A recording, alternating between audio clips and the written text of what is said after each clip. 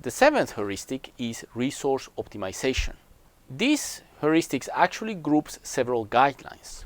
One guideline, which actually comes from business process reengineering, is that we should use resources as if they were sitting in the same room, meaning resources of the same type, of course. In other words, we should treat geographically dispersed resources that are performing the same activities as if they were a team sitting together. This means in particular that we should avoid having certain resources of a given type overloaded at a particular point in time, while having their colleagues who can perform the same activities sitting idle.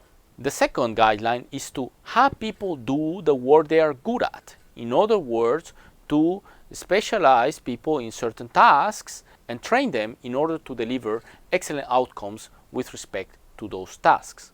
However, this can in some cases decrease flexibility. Another guideline that is related to the previous one is that we should allocate resources from the specialist to the generalist.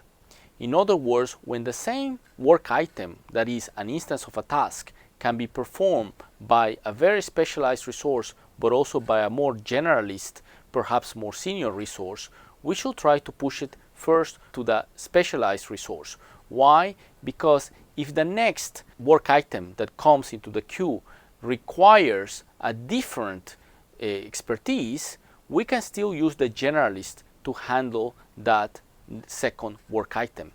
Whereas if we assign the work item to the generalist first, then if the next work item does not fit the specialty of the specialized resource, we will not be able to offer it to that resource.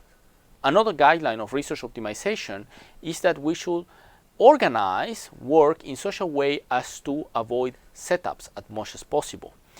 In particular, we should chain multiple tasks together as much as possible to avoid context switches. Like for example, we might want to chain multiple claims together and handle them in a single batch. This is actually related to batching.